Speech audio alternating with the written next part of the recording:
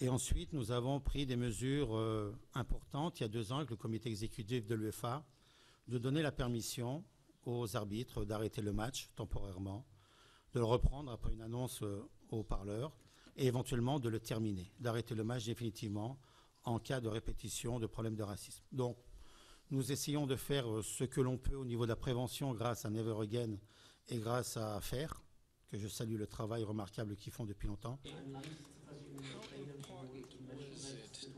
C'est ce que j'ai dit au début de la conférence. Je ne pense pas que ce soit un problème, malheureusement, qu'en Pologne et Ukraine. C'est un problème mondial, surtout européen. Et donc, aujourd'hui, il n'y a pas plus, je pense, de racisme en Pologne et Ukraine qu'en France, qu'ailleurs, ou qu'en Angleterre. Mais je ne pense pas que ce soit ici qu'on doit débattre de ça, parce que ce n'est pas le problème du football, c'est le problème de la société. Nous, le football, nous essayons de régler les problèmes. Après, dans les stades, je ne suis pas responsable de ceux qui rentrent dans le stade. C'est au contraire les États qui doivent prendre conscience de tout ça. Il y a eu des problèmes de violence dans les années 70 en Angleterre. Ils ont fait un formidable travail pour régler ces problèmes de violence. Alors je pense que les États doivent prendre conscience des problèmes de racisme et éventuellement les éviter qui viennent dans les stades pour se défouler. Ça, c'est le problème des États.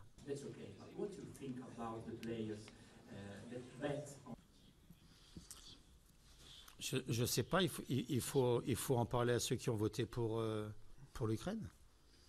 Je pense que le représentant allemand a dû voter pour l'Ukraine. Alors ne me reprochez pas aujourd'hui de...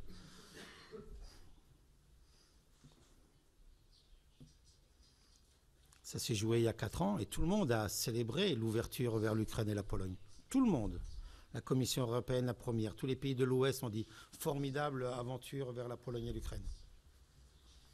Et depuis 6 mois, il faut qu'on change parce que Mme Tymoshenko est hospitalisée et puis qu'il ne la laisse pas sortir. Comment voulez-vous qu'on fasse?